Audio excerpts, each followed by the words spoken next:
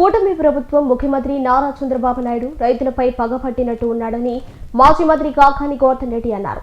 ఆయన మీడియా సమావేశం నిర్వహించి మీడియాతో మాట్లాడారు. సందర్భంగా మాట్లాడుతూ వ్యవసాయం అన్నా రైతులన్నా అంటరాని వారిలా చూస్తున్నారని, పత్తి, వేరుశెనగ, మొక్కజొన్న రైతులకు గిట్టుబాటు ధరలు లేకుండా నష్టపోతున్నారని ఆయన తెలిపారు. వ్యవసాయం దండగాని గతంలో చంద్రబాబు చెప్పారు. అదేవిధంగా ఇప్పుడు వ్యవహరిస్తున్నాడని కాకాని ఆరోపించారు. ఓవైపు వర్షాలు, అప్పులు, గిట్టుబాటు ధరలు లేక ఆంధ్రప్రదేశ్లో రైతులు తీవ్ర నష్టాల్లో ఉన్నారని ఆయన పేర్కొన్నారు.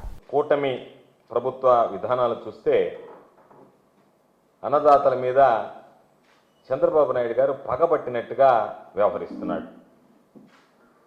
అనేక సందర్భాల్లో మనం మాట్లాడుకున్నట్టుగానే ఈరోజు చంద్రబాబు నాయుడు విధానం ఏమిటి అంటే, ఎన్నికలకు ముందు అనేక రకాలైనటువంటి హామీలు ఇచ్చి అధికారంలోకి వచ్చిన తర్వాత అందరితో పాటు అన్ని వర్గాల ప్రజలతో పాటు రైతులను కూడా మోసం చేశాడు. దానితో పాటు రైతుల పరిస్థితి రాష్ట్రంలో దయనీయంగా తయారైతే, అన్ని విధాలా నష్టపోతుంటే చంద్రబాబు నాయుడు ఏమాత్రం పట్టించుకోకుండా వ్యవసాయం అన్నా రైతులన్నా అంటరాని వాళ్ళగా పరిగణించడం అనేటువంటిది ఇది చాలా దురదృష్టకరమైనటువంటి పరిణామం. ఎందుకు ఈ మాట చెప్తున్నాము అనంటే, రైతులు పండించినటువంటి పంటలకి గిట్టుబాటు ధర లేక తీవ్రమైనటువంటి నిరాశ నిస్పృహల్లో కూరుకుపోతుంటే ప్రభుత్వానికి చీమ కుట్టినట్టయినా లేకుండా అసలు తాము పట్టినట్టుగా రైతుల పట్ల వ్యవసాయం పట్ల వ్యవహరించడం అనేటువంటిది ఎంత నిర్లక్ష్య భావం రైతుల పట్ల వ్యవసాయం పట్ల ఉందనేటువంటిది ఈ ప్రభుత్వానికి చంద్రబాబుకి ప్రత్యేకంగా చెప్పాల్సినటువంటి అవసరం లేదు. ఒకసారి చూస్తే పత్తి, వేరుశెనగ, మొక్కజొన్న ఇవి ప్రధానంగా వేసినటువంటి పంటలతో పాటు ఈ పంటలకు సంబంధించి కూడా రైతులకు ఎక్కడా కూడా గిట్టుబాటు ధర వచ్చేటువంటి పరిస్థితి కనిపించడం లేదు.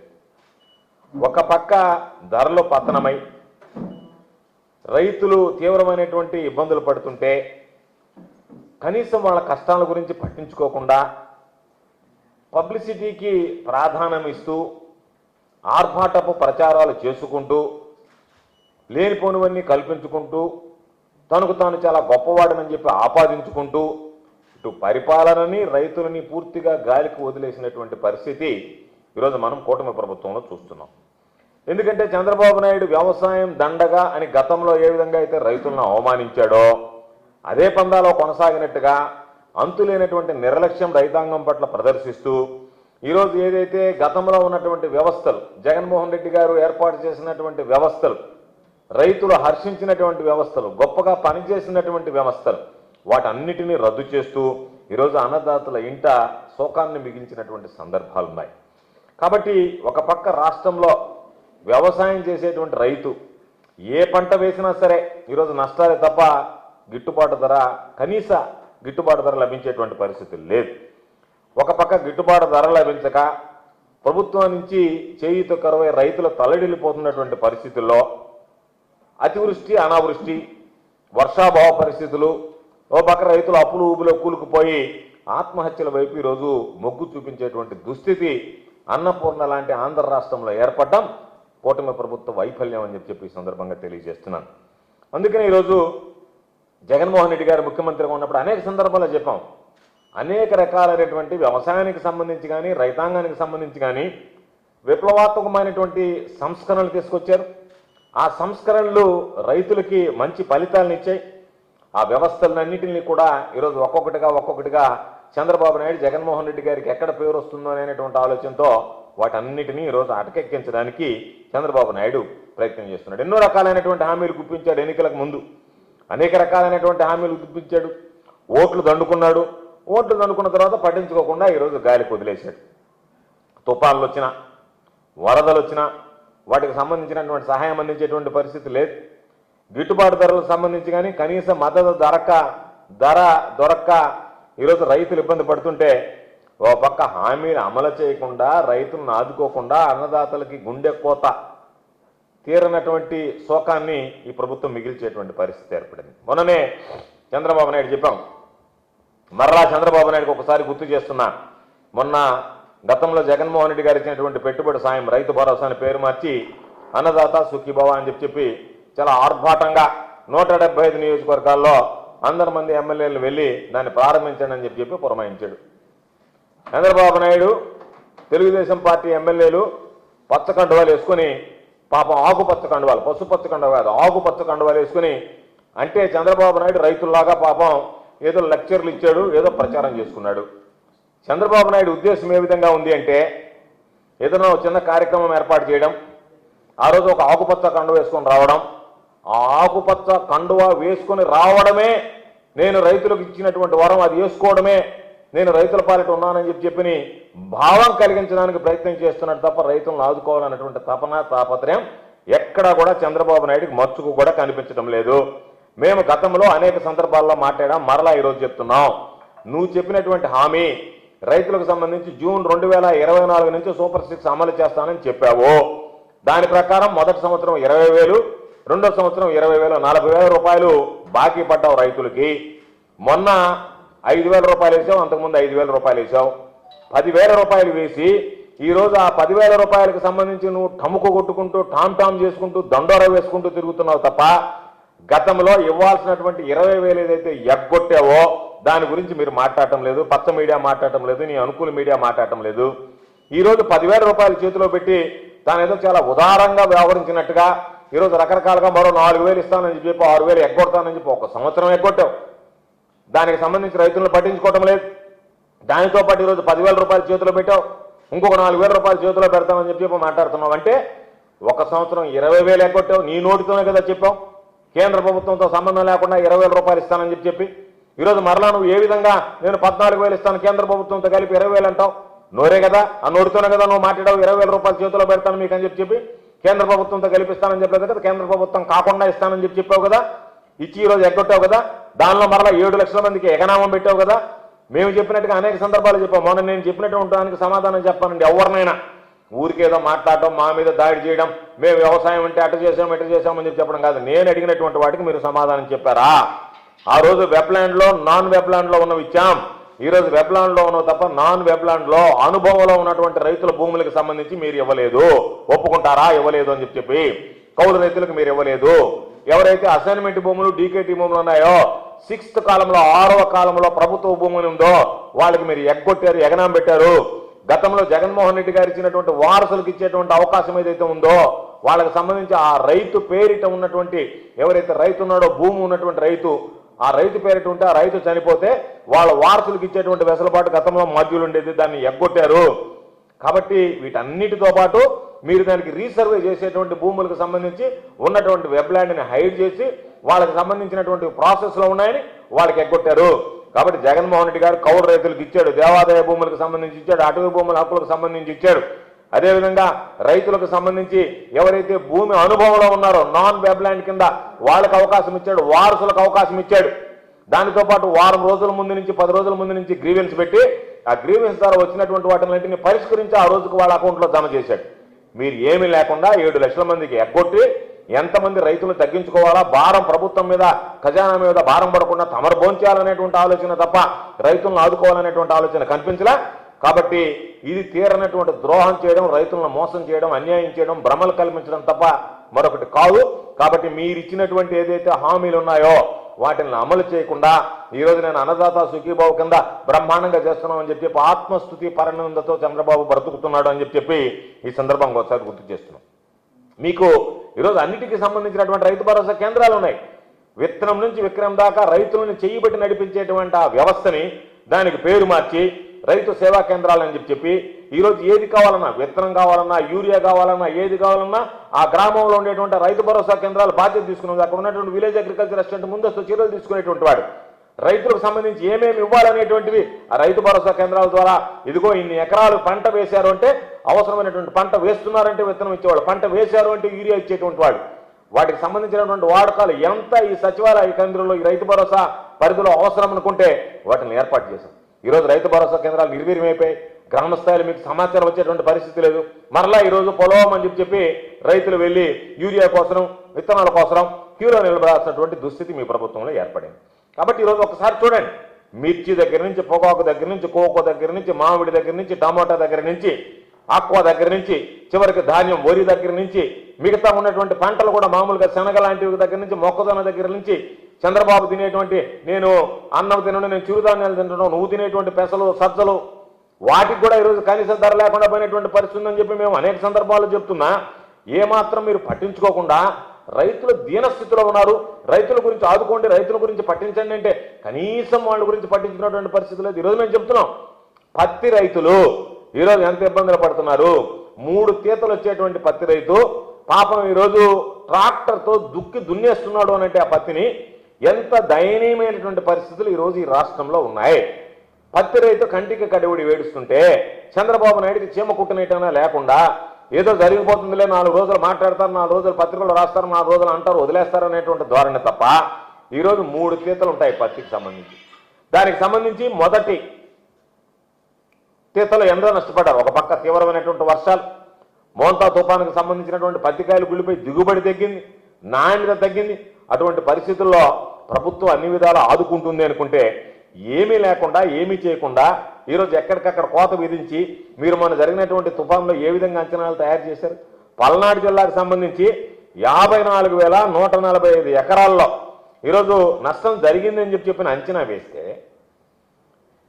మీరే ప్రాథమికంగా ఇంత అంచనా వేశామని చెప్తే చివరికి దాన్ని ఎంతకు కుదించారు?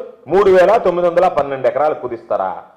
ఎవడన్నా రైతులను ఆదుకోవాలనుకునేటువంటి వాడు, రైతుల మీద శ్రద్ధ ఉన్నటువంటి వాడు, మీరు వేసినటువంటి ప్రాథమిక అంచనాలు 54,145 ఎకరాలైతే 3,912 ఎకరాలంటే మీరు ఇచ్చినటువంటి ప్రాథమిక అంచనాన్ని 5% తగ్గిస్తారా? ఎలా మనసు వచ్చింది చంద్రబాబు? రైతులకు సంబంధించి ద్రోహం చేయడానికి, రైతుల కడుపు కొట్టడానికి, 10 మంది కడుపు నింపేటువంటి రైతుల కడుపు కొట్టడానికి ఈ కుటుంబ ప్రభుత్వానికి, చంద్రబాబు నాయుడికి ఏ విధంగా మనసు వచ్చిందో ఈరోజు అర్థం కానటువంటి పరిస్థితి. కాబట్టి తొలి తీత అమ్ముకోవడానికి ఇబ్బంది పడ్డారు పత్తికి సంబంధించినటువంటి రైతులు.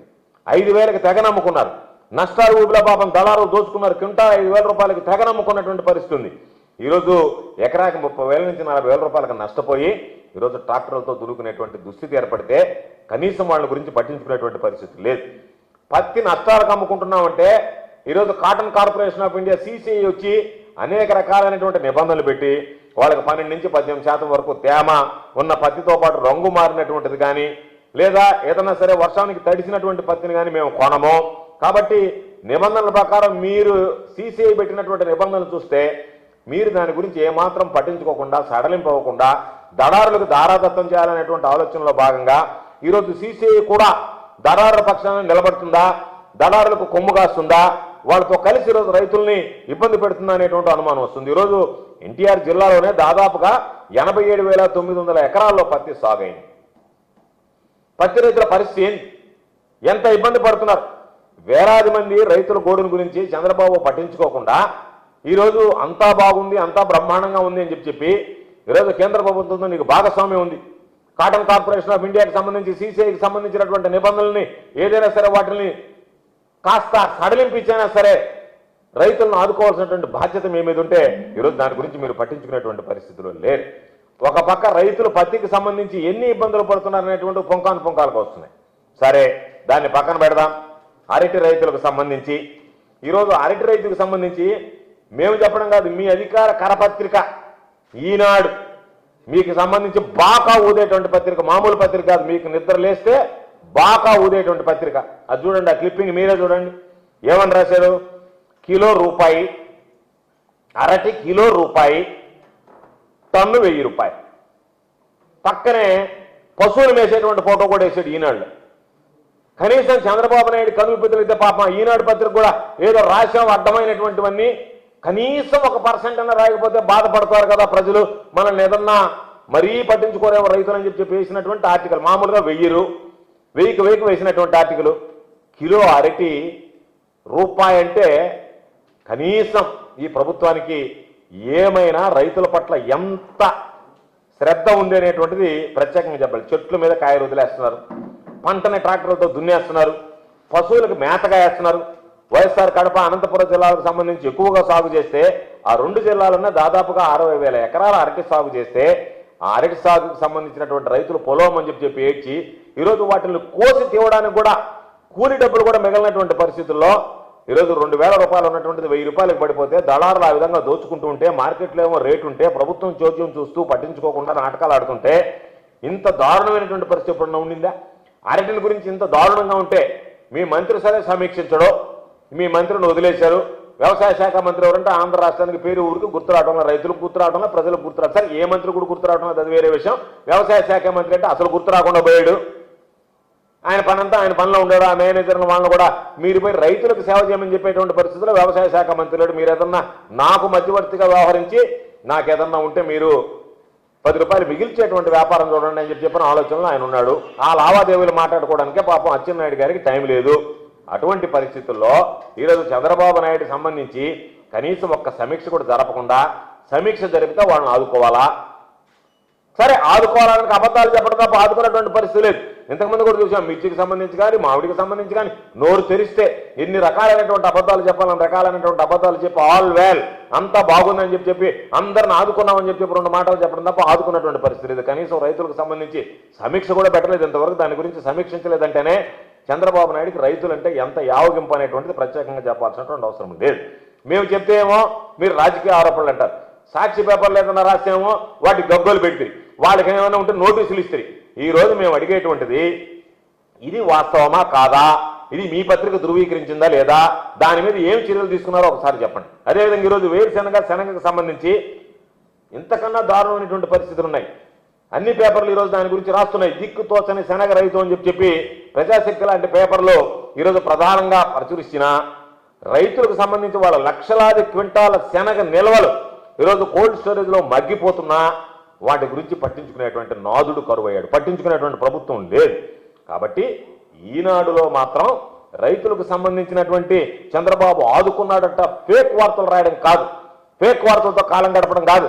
ఈ రోజు రాసినటువంటి వార్త మీద ఈ ప్రభుత్వం ఏమి చర్యలు తీసుకునేది, పత్రికలు ఫేక్ ప్రభుత్వం నడిపేటువంటి పరిస్థితిలో ఈరోజు రైతులకు సంబంధించి మీరు ఏమి చర్యలు తీసుకున్నారనేటువంటి దాని మీద చెప్పలేక ఈరోజు ఏదో లేనిపోయినటువంటివన్నీ ప్రచారం చేసుకుంటూ, మొన్న ఆయన చెప్పాడు, నిజంగా ఎవడో ఒక డైలాగ్ రాసిస్తారు మామూలుగా, సినిమా ఇది ఉంటాయి టైటిల్స్, ఆ విధంగా పెట్టాడు. రైతన్నా మీకోసం అంటూ పంచసూత్రాలు అమ్మడంట. రైతులను నడ్డి విరస్తా మళ్ళీ రైతన్నా మీకోసం అని నేను పంచసూత్రాల అమలు ద్వారా రైతులకి ఎట్లాంటి మేలు చేస్తానని చెప్పి దానికి ఆయన చెప్పడం, దానికి ఈనాడు ఆంధ్రజ్యోతి పత్రికల్లో వండి వాచ్ చేశారు. ఓయమ్మ రైతులకు సంబంధించి స్వర్ణయుగం, ఇది గుప్తుల కాలం నాటిది కూడా మైమరిపించేస్తున్నాడు. గుప్తుల కాలం నాటి స్వర్ణయుగం కాదు ఇది, చంద్రబాబు రైతులకు ఇచ్చేటువంటి స్వర్ణయుగం ఉన్నట్టుగా పేజీల కథనాలు రాస్తున్నారు.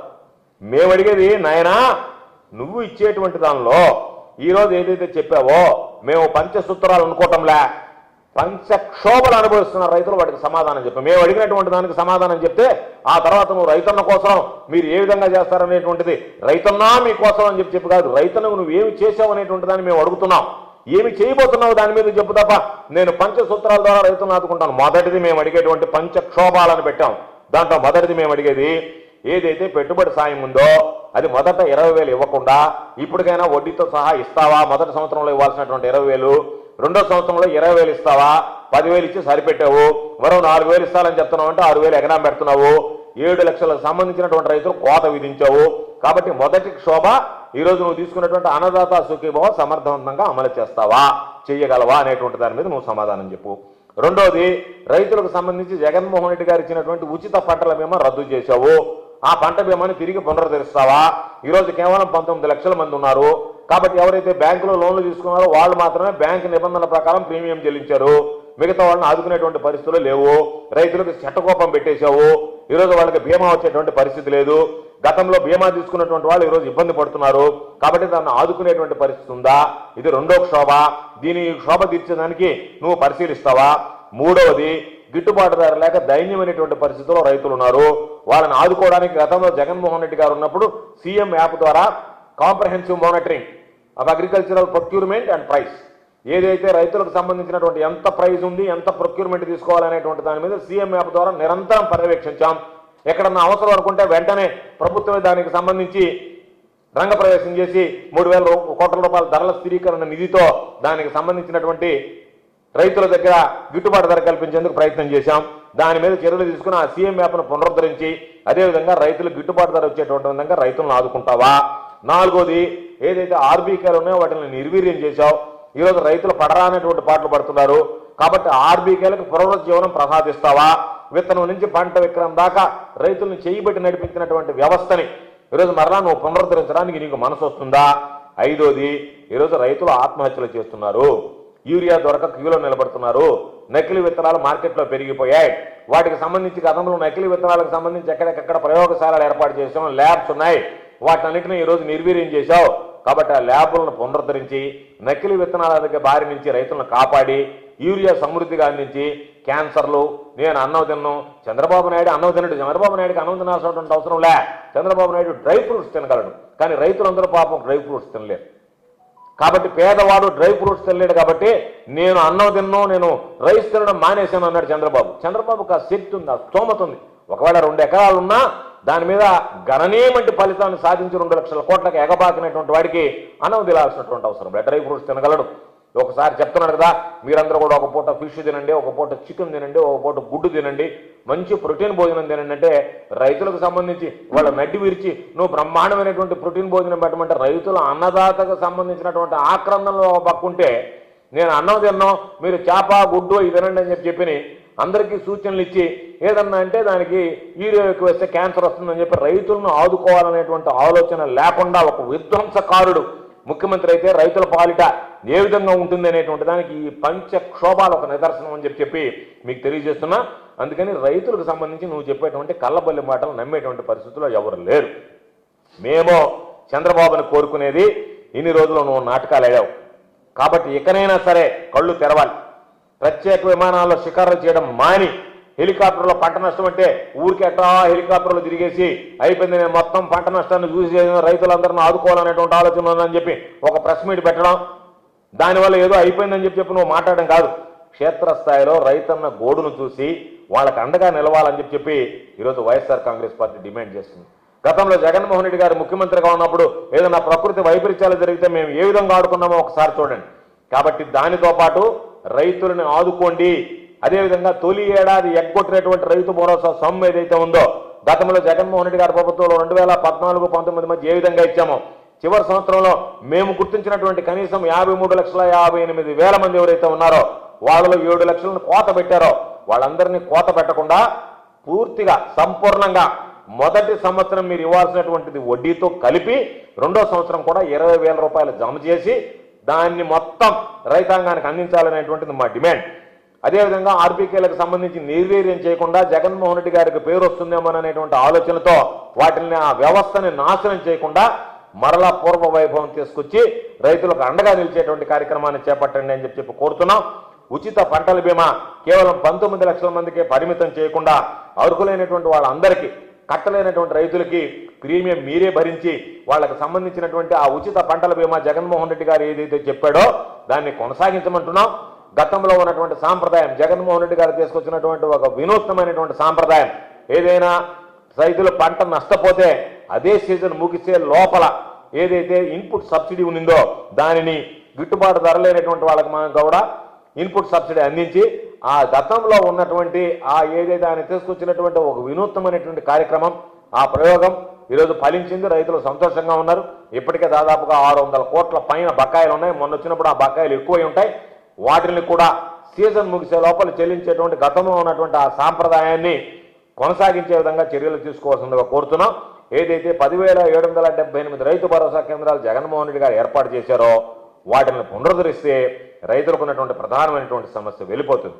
కాబట్టి మేము గర్వంగా చెప్తున్నాం, మరలా చెప్తున్నాం, మేము ఒక్కసారి ఏమి చేశామో కూడా మీకు గుర్తు చేస్తున్నాం. 53,58,000 మందికి చివరి సంవత్సరంలో ఇచ్చాం.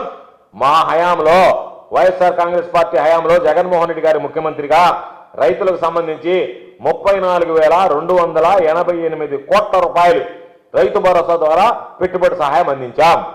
కాబట్టి మీలాగా మాట తప్పకుండా 34,288 కోట్ల రూపాయలు అందించాం. రైతులకు సంబంధించి పైసా భారం పడకుండా ఉచిత పంటల బీమా కార్యక్రమాన్ని ఈరోజు అమలు చేశాం. 2019-23 మధ్య ఉచిత బీమా పరిధిలోకి దాదాపుగా 54,55,000 మందికి, ఈరోజు ఉన్నటువంటి 19 లక్షల మంది కాదు 54,55,000 మందికి 7,802 కోట్ల రూపాయలు ఉచిత పంటల బీమా కింద రైతులకు చెల్లించి రైతులను ఆదుకున్నాం. ఉచిత విద్యుత్ అమలు చేసేదానికి ఏదో మొక్కుబడిగా కరెంట్ ఇవ్వడం కాదు, ఉన్నటువంటి ఫీడర్ల సామర్థ్యాన్ని పెంచడానికి జగన్మోహన్ రెడ్డి గారి ప్రభుత్వం 1,700 కోట్ల రూపాయలు ఖర్చు చేసింది. అక్వా రైతులకు ₹1.50 ఎక్కడ ఇబ్బంది లేకుండా నాణ్యతతో కూడినటువంటి విద్యుత్ని రైతాంగానికి అందజేశాం. కాబట్టి సీజన్ ముగిసే లోపల ఇన్పుట్ సబ్సిడీకి సంబంధించి రైతులకు అందించి ధాన్యం కొనుగోలులో ఎక్కడ ఎటువంటి ఇబ్బంది లేకుండా అన్ని రకాలైనటువంటి నివారణ చర్యల్ని, ధాన్యానికి సంబంధించిన లోపాలు లేకుండా అన్ని రకాలైనటువంటి నష్ట నివారణ చర్యలు తీసుకుని రైతులకు గిట్టుబాటు ధర కల్పించేటువంటి విధంగా దళారీ వ్యవస్థని చెదరగొట్టి రైతులకు అండగా నిలిచాం. కాబట్టి జగనన్న రైతుల్ని చేయి పట్టి నడిపించేలాగా ఆయన తీసుకున్నటువంటి విప్లవాత్మకమైనటువంటి నిర్ణయాలు 5 ఏళ్లలో మొత్తంగా రైతులకు సంబంధించి అభివృద్ధి సంక్షేమం కోసం 1,84,567 కోట్ల రూపాయలు. మీరు మాట్లాడడం కాదు, మా మీద దాడి చేయడం కాదు, మమ్మల్ని తిట్టడం కాదు. మీ దగ్గర ఉన్నటువంటి రికార్డు ప్రకారం జగన్మోహన్ రెడ్డి గారు ముఖ్యమంత్రిగా ఉన్నటువంటి సమయంలో 1,84,567 కోట్ల రూపాయలు వెచ్చించాడు. మీ హయాంలో దాదాపుగా 1.5 సంవత్సరం పూర్తయి 2వ సంవత్సరం 3వ సంవత్సరం కూడా మీ పరిపాలన ప్రారంభమవుతున్నటువంటి నేపథ్యంలో ఒకసారి మీ అంతరాత్మను ప్రశ్నించుకుంటే, మీరు ఆత్మ పరిశీలన చేసుకుంటే ఎంత మేర రైతాంగాన్ని ఆదుకున్నాం, ఎంత రైతులకు ఖర్చు పెట్టాం అనేటువంటిది మీకు అవుతుంది. కాబట్టి ఒక్కొక్క వ్యవస్థని, మేము ఏర్పాటు చేసినటువంటి వ్యవస్థల్ని, మేము తీసుకొచ్చినటువంటి సాంప్రదాయాల్ని, మేము రైతులకు అండగా నిలవాలన్నటువంటి ఆలోచనతో చేసినటువంటి పథకాలను వీటన్నిటిని మొత్తం విధ్వంసం చేసి, వీటన్నిటిని కూడా వ్యవస్థలన్నింటిని ధ్వంసం చేసి రైతులకు సంబంధించి చిల్లి గవ్వ కూడా చేరకుండా ఈరోజు మోసం చేసేటువంటి పరిస్థితికి చంద్రబాబు నాయుడు రావడం. కాబట్టి కూటమి ప్రభుత్వ పాలనలో రైతులకు వ్యవసాయం అంటే భారంగా మారింది. ఒక పక్క విత్తనాలు కొడుతుంది, ఒక పక్క ఎరువులు పురుగు మందు లేక కటకటలాడేటువంటి పరిస్థితులు ఏర్పడ్డాయి. మార్కెట్లో ధరలు లేక ఏదన పడుతున్నారు. ఒక పక్క తెచ్చుకున్నటువంటి అప్పులు తీర్చే దారి లేక రైతుల పాపం పంట పొలాల్లోనే ఈరోజు ఆత్మహత్యలకు పాల్పడేటువంటి పరిస్థితి ఏర్పడింది. నేరుడు జూన్ ప్రభుత్వం ఏర్పడినటువంటి 2024 జూన్ నెల నుంచి ఈరోజు వందలాది మంది అన్నదాతల ఆత్మహత్యకు పాల్పడ్డారంటేనే ఈరోజు ప్రతి ఒక్కరికి కూడా గుండె కన్నీరయ్యేటువంటి పరిస్థితి ఏర్పడుతుంది. కాబట్టి అందరినీ ఆదుకొని 10 మందికి అన్నం పెట్టేటువంటి అన్నదాత ఆత్మహత్య చేసుకోవడం అనేటువంటిది దుర్మార్గం అనేటువంటి, దౌర్భాగ్యం అనేటువంటి దుస్థితి. కాబట్టి కనీసం దీన్ని ఆలోచించినా సరే ఆ అన్నదాతలకి కూడా, ఆ అన్నదాతల కుటుంబాలకి కూడా నష్టపరిహారం అందించి ఆదుకున్నటువంటి పరిస్థితులు లేవు. ఇది రాజకీయంగా మాట్లాడేటువంటిది కాదు, గుండె లోతుల్లో నుంచి మాకు ఉండేటువంటి బాధ. అదేవిధంగా రైతులు కానీ, రైతు కుటుంబాలు కానీ, దానితో పాటు ఉన్నటువంటి ప్రజలు కూడా, రైతుల పండించినటువంటి పంట తినేటువంటి ప్రతి రైతు కూడా బాధపడేటువంటి దీనిని అర్థం చేసుకొని ఇప్పటికైనా మేమేదో విమర్శలు చేస్తున్నామని కాదు, మేము ప్రశ్నించేవి కానీ, మేము మీకు సంధించేటువంటి ప్రశ్నలు కానీ ఈరోజు రైతులు పడుతున్నటువంటి ఇబ్బందులు వాస్తవాలని చెప్పి తెలియజేస్తూ, ఇప్పటికైనా చంద్రబాబు మాయల మరాఠీ చేష్టలు మాని ప్రచార ఆర్భాటాలకు పోకుండా రైతులను ఆదుకునేటువంటి విధంగా చర్యలు చేపట్టాలని చెప్పి మేము డిమాండ్ చేస్తున్నాం.